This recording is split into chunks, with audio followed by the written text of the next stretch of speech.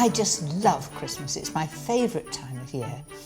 It's a good excuse to get the whole family together and indulge ourselves. But no matter how many times you've cooked for it, it can seem a little bit daunting. At the end of the day, it's all about wonderful Christmas food, and I'm going to make it as easy as I can for you. Christmas doesn't get better than that. You notice I take the drink first.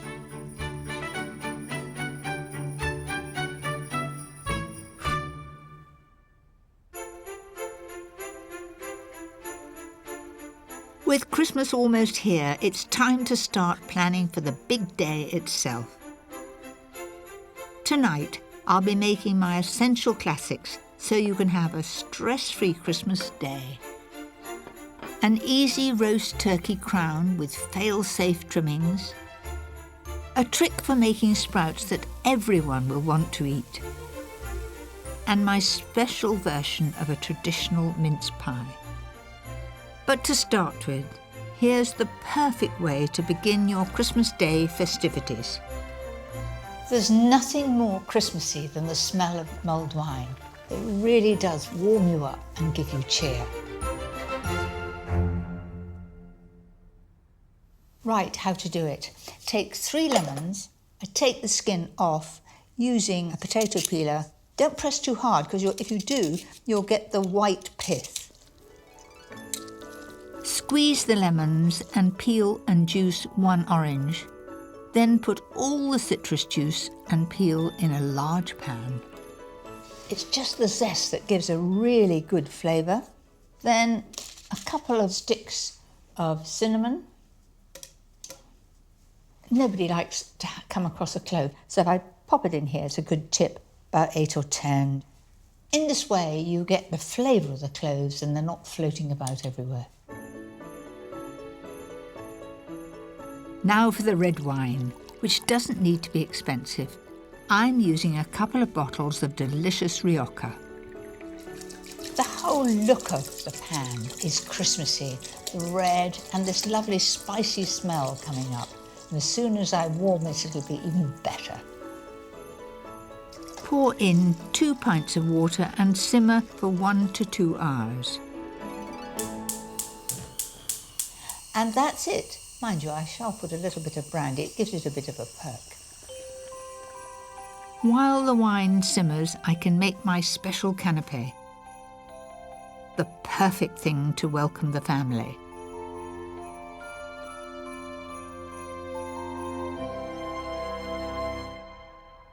Don't even think about making filo at Christmas. I don't think about making filo at any time. It comes very nicely in packets. Lay out 2 sheets side by side and brush them with melted butter. You've got to be quite quick because it dries out quite quickly. Cut the filo into 3-inch squares. Take each square and put the buttery side down and then the buttery side down again so it sticks at a slight angle like that, and then push them in. So the actual part you're filling isn't buttered.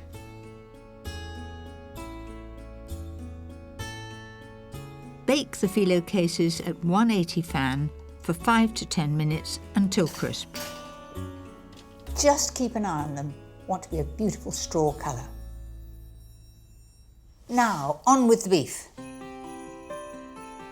I like to use beef tail fillet, which is delicious but not too pricey. Mix the beef with half a tablespoon of honey. It's a great way to make it caramelise more quickly in the hot pan. And immediately spread them out. And I'm going to turn those over. As soon as one side is brown, let me have a peek. That's it, it is already. And it looks so appetising when it's this wonderful caramelised colour. Now that is quite enough cooking. I want it pink in the middle, so I'm going to take them straight out now. That's it.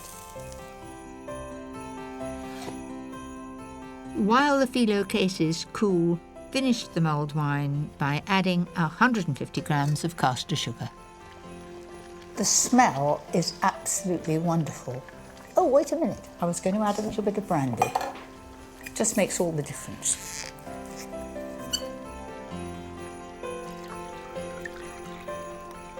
Now, on to serving my canapés.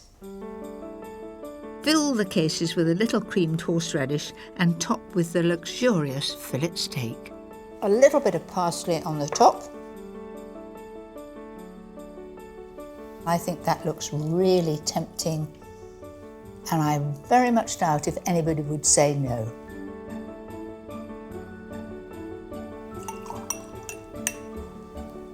No, I think a little drop more. A glass in my left hand, this beef canapé in my right. Christmas doesn't get better than that. It's a lovely, warm feeling. The brandy did give it a bit of a kick, and that just looks beautiful. Anyway, happy Christmas. Christmas Day is all about indulging yourself, and the one thing I always look forward to is a glass of bubbly. But we no longer have to bring it in from France. Here in the Sussex South Downs, the Whiston Estate has been winning international awards for their English sparkling wine. Good morning. Morning, welcome. So it's Pip, isn't it? It is, yes. And Rick. I've come here to learn all about champagne, or should I call it sparkling wine? You should technically call it sparkling wine because it's not made in the Champagne area. Do we have the right weather and climate? Weather not today, but we're getting the right climate. We have the right soil. This year has been an extraordinary weather-wise, hasn't it? A wet winter and a hot, hot summer. Is that good? Brilliant. And we've got a brilliant crop this year. Remarkably, the South Downs are only 88 miles from the Champagne region and have a similar chalky soil. It absorbs the sun during the day and gives off a heat at night, perfect for growing Champagne-style grapes. As well as picking all the grapes by hand, head winemaker Dermot Sugrue also uses a traditional wine press, one of only 4 outside France. It's an old-style traditional technology that was designed to get the very, very best juice out of sparkling wine grapes. Well, I'm sure it's time that we got this into there. Fantastic. Let's go. Will you give us a hand? No. There are 2 tons of Chardonnay grapes in these crates. They will end up making around 1,500 bottles of wine. Okay, Mary, we're ready to go. Let's do the first press of 2014. On your marks, get set, go. Fantastic.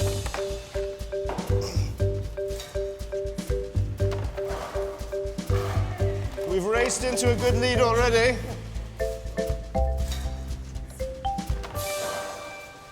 Oh, what a wonderful sight. I've never seen so many grapes all together.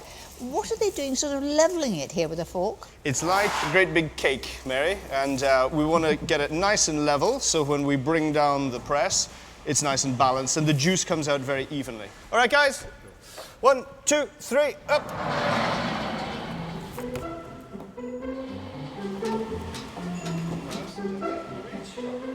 Look, it's coming. Do you know, it's clear like a mountain stream. The juice is now going to start going through a very, very basic little grill here, just to keep out any seeds. And then it's falling by gravity into the stainless steel tanks below. Once we add the yeast, it'll start the fermentation. We turn juice into wine. After 7 months, the wine is moved from barrel to bottle to ferment and age. But it takes a full 3 years for that special sparkle to develop. The proof of the pudding is, in this case, definitely in the drinking. There's 4 bottles here. Which one should we try first? Okay, well, I'm going to choose, considering it's Christmas, our rosé. Rosé sparkling wine is a wonderfully versatile drink because it's perfect for drinking without food or with food. You don't want it to pop. Give it a little wiggle, and now soon we'll hear some gas leak out. See? There's enough talk. How about tasting? Absolutely. As you can see, it's got a very, very beautiful, delicate pink colour.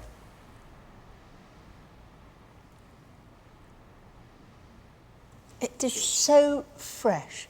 It's very light. You know, it looks special. When all the family are there, when everyone's glowing, perfect for Christmas. Happy Christmas. Happy Christmas, everyone. For me, the secret to a stress-free Christmas day is to prepare what you can in advance and give yourself an early start on the main event. If you do, I promise you the results will be spectacular. For many, the pressure is on when it comes to Christmas dinner, but I always think of it as a special Sunday lunch. Dead easy.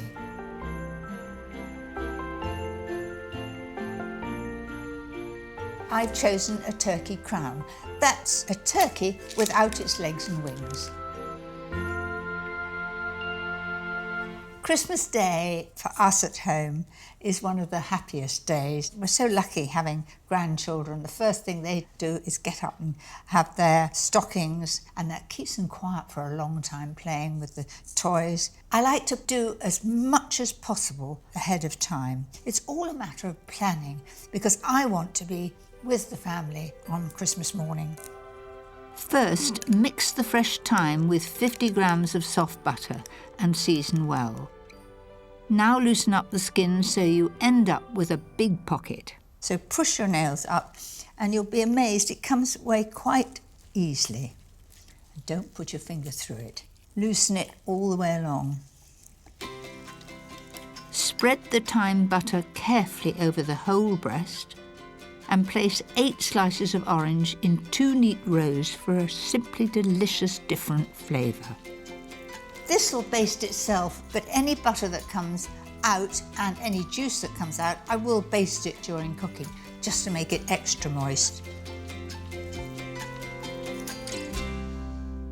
Now you can do this the night before, put it into the fridge, and then the next day take it out to room temperature before cooking it. Don't forget to brush the turkey with oil, then roast at 180 fan for about 1.5 to 2 hours. Just keep an eye on it and baste from time to time. Whilst the bird roasts, it's time to make those very important trimmings. In our house, Christmas dinner isn't complete without a good stuffing. I use my mother's recipe. It is a well-seasoned sausage meat, essential to use fresh herbs. Fry an onion till soft and mix with 700 grams of pork sausage meat, 150 grams of fresh white breadcrumbs, the rind and juice of a lemon, and chopped sage and parsley. Christmas dinner is the favourite meal of the year, and we have all sorts of games. Old-fashioned, but yes, great fun. I'm always in the winning team, of course. Nothing like your hands to get in there, so work that together. No, I haven't forgotten to put the egg in. It doesn't have any egg. Because it's got sausage meat, the sausage meat helps it to cling together. So that looks pretty well mixed to me. This is the best way to divide it into 16 portions.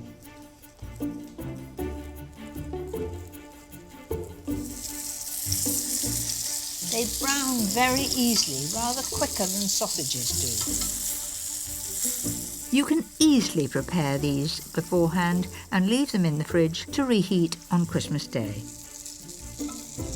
These just need to go in the oven for 25 or 30 minutes until they're done.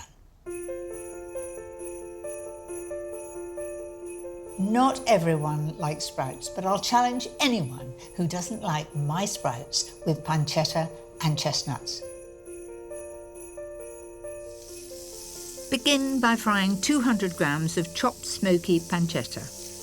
It's important to divide this so that it all becomes crispy. Once crisp, drain and use the fat to cook a diced onion and some chestnuts. Return the pancetta to the pan. So in go the sprouts. I've already cooked the sprouts, but only for about 3 minutes. I think sprouts have got a bad reputation because most people overcook them. Cut it down the middle and it cooks in half the time. They look pretty good, don't they? Can't resist. That is really special and a perfect accompaniment to that turkey. The turkey is cooking and the trimmings are prepared, but I've one final thing to show you, something that will make your Christmas feast even more special.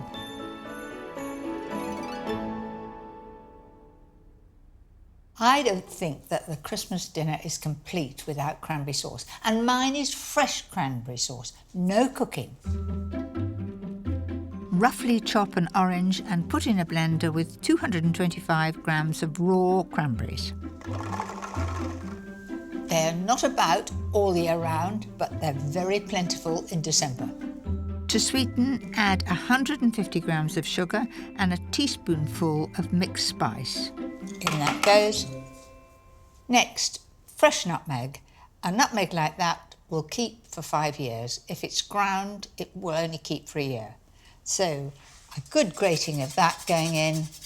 I can remember coming back from Malaysia, having picked these, bringing it back and thinking the children would be interested. They weren't in the slightest bit interested. And they said, "What else have you brought, Mum?"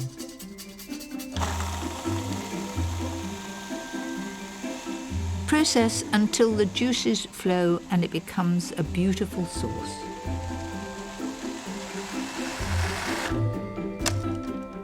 That looks perfect.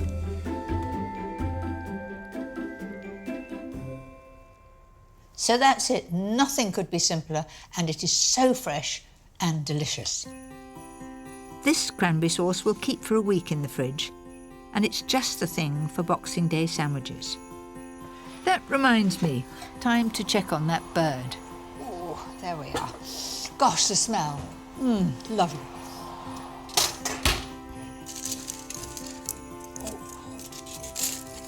Oh, that went in like butter. And the juices that flow should be clear. Oh, yes, they are. Absolutely. So let's lift that onto the plate. That's it.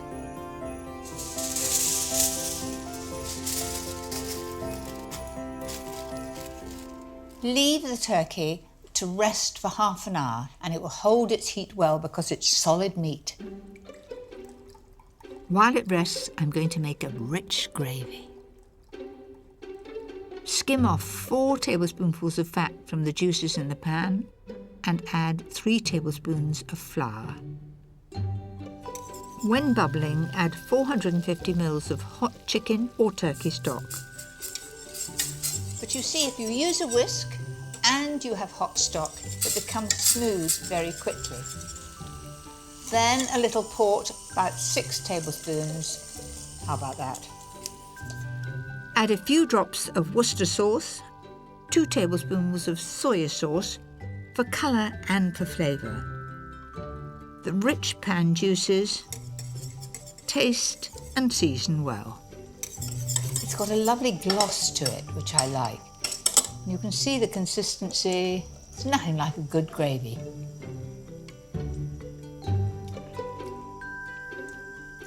I like the bit of port in that. I'm going to add nothing else. It's just right.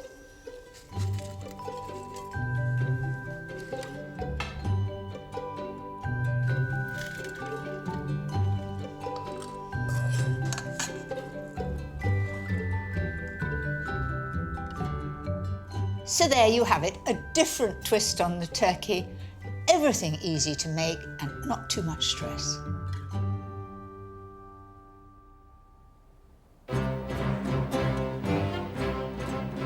We all have our very own special Christmas Day traditions.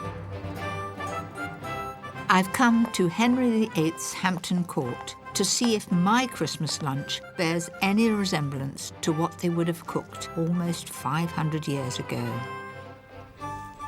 Food historian Mark Meltonville is already busy in King Henry VIII's great kitchen. Now, how would Christmas have differed to ours?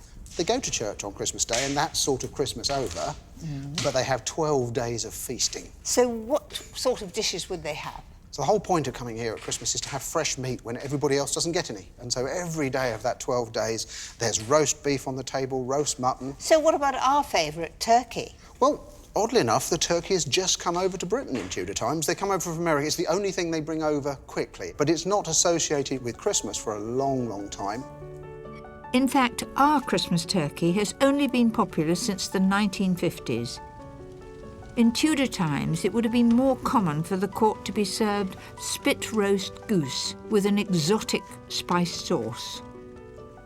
By putting these 3 peppers in a sauce in a palace in England, you're saying, my people travel the world. The sauce is made from a rich stock and thickened with croutons cooked in bacon fat. The blend of 3 peppers from as far away as India and Java and a drop of vinegar provide the flavour.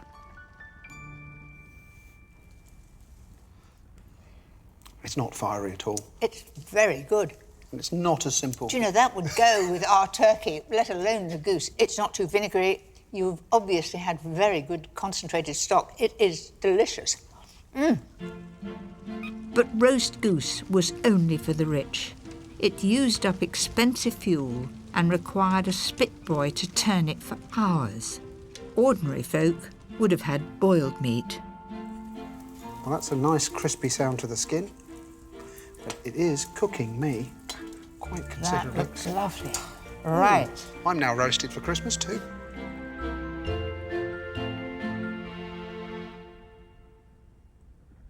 Doesn't that look a mouthful? And then you would wash your hands on your napkin. That is memorable. The skin is so crisp, and yet the breast is so moist. It is quite amazing. And the sharpness of that sauce, the little bit of vinegar you added to Just it, cuts through the fat. it's delicious. The closest thing the Tudor court had to pudding was frumenty, a grain-based porridge softened in beef stock and sweetened with fruits. The little twist that makes it a bit like a Christmas pudding is you're instructed to put your dried fruits in there. So you end up with a sort of sweet, savoury, puddingy thing long before they've invented pudding. You'd have it in the palace, but would other people at home have this? This is the one that seems to cross all boundaries. Amongst ordinary people, you take a bowl of this to your friends at Christmas time. Are you going to be the cook and taste it from the pan? I am indeed. So this is a pure taste of ancient Christmas. I love the grain. I would think it was very much a barley risotto with fruit. And I like it. It's different. Good. And I think it would go very well with turkey, with goose, but I wouldn't be having it as pud. No, I'd treat it as a sauce.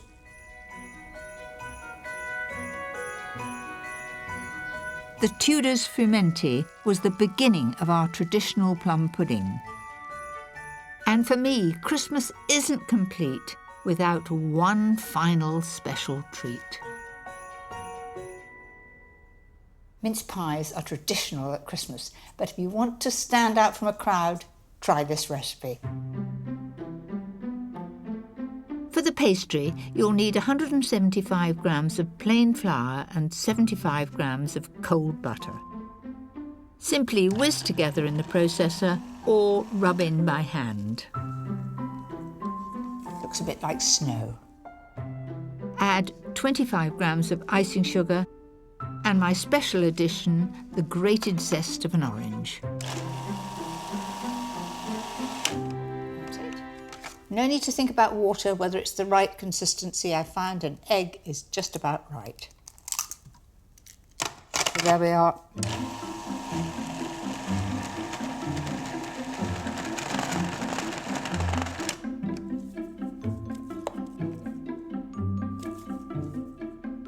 There really is no need to be scared of making pastry. This sweet pastry is foolproof. It works every time as long as you've measured carefully. Into the fridge until it's firmed up a bit.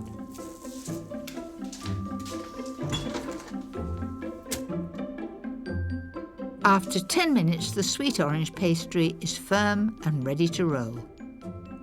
I like nice, thinly rolled pastry. And you can see the flecks of orange which give it its flavour. And then take the cutter. The cutter wants to be bigger than the diameter of the tart tin, so that you've got lots of room for filling.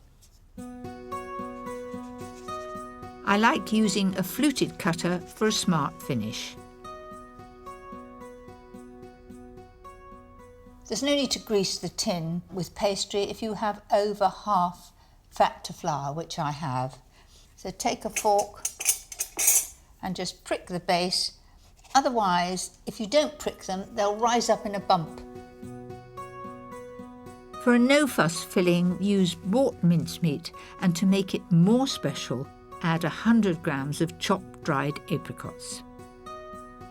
For these, I'm not putting a traditional layer of pastry on top, I'm putting marzipan instead. Grate 125 grams of chilled marzipan and sprinkle a little over each one. And it will melt down and become a little bit brown on top. It'll just add to the recipe.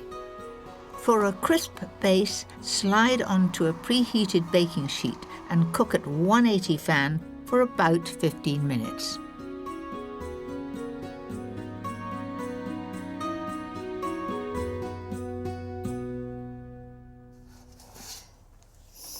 Oh, that's a bit of all right. They just look different and most tempting.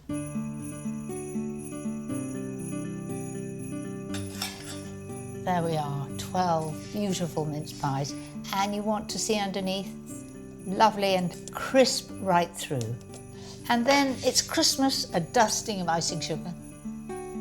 There are times when I burn the corner of a cake. Yes, believe it or not, a little dusting will cover up things. Just needs a bunch of holly and it's Christmas.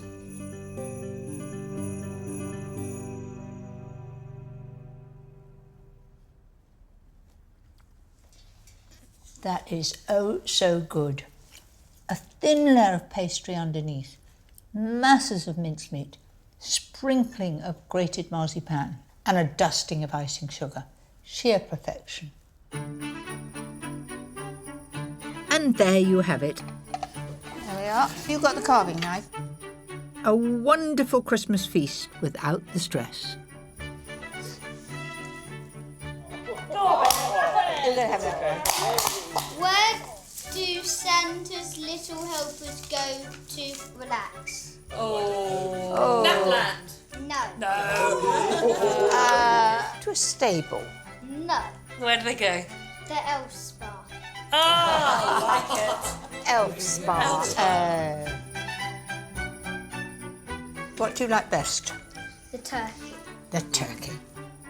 All that remains for me to say is, Have a very happy Christmas.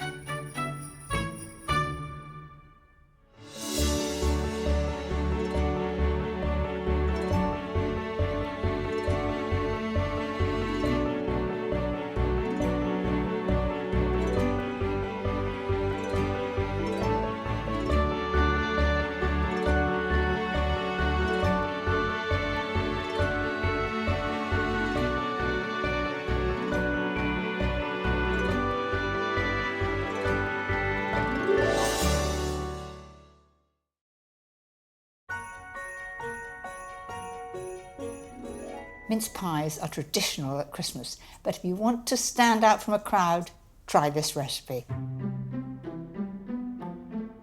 for the pastry, you'll need 175 grams of plain flour and 75 grams of cold butter.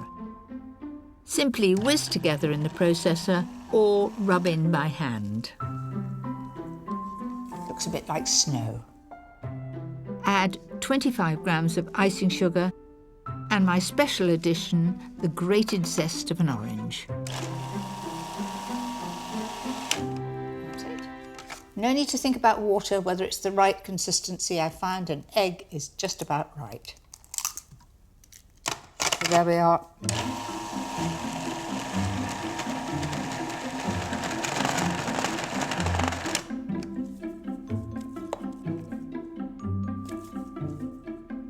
There really is no need to be scared of making pastry. This sweet pastry is foolproof. It works every time as long as you've measured carefully.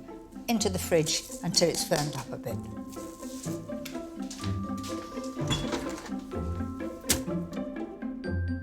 After 10 minutes, the sweet orange pastry is firm and ready to roll. I like nice, thinly rolled pastry. And you can see the flecks of orange which give it its flavour. And then take the cutter. The cutter wants to be bigger than the diameter of the tart tin, so that you've got lots of room for filling. I like using a fluted cutter for a smart finish. There's no need to grease the tin with pastry if you have over half fat to flour, which I have. So take a fork and just prick the base. Otherwise, if you don't prick them, they'll rise up in a bump. For a no-fuss filling, use bought mincemeat, and to make it more special, add 100 grams of chopped dried apricots. For these, I'm not putting a traditional layer of pastry on top, I'm putting marzipan instead. Grate 125 grams of chilled marzipan and sprinkle a little over each one. And it will melt down and become a little bit brown on top. It'll just add to the recipe. For a crisp base, slide onto a preheated baking sheet and cook at 180 fan for about 15 minutes.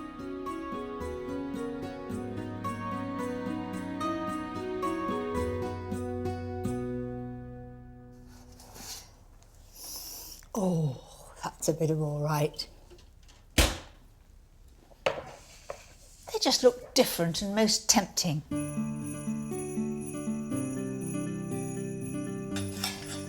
There we are, 12 beautiful mince pies. And you want to see underneath, lovely and crisp right through. And then it's Christmas, a dusting of icing sugar. There are times when I burn the corner of a cake. Yes, believe it or not, a little dusting will cover up things. Just needs a bunch of holly and it's Christmas.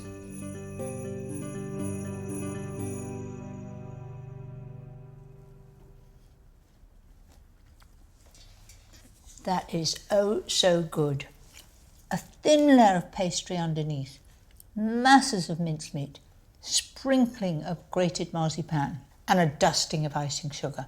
Sheer perfection.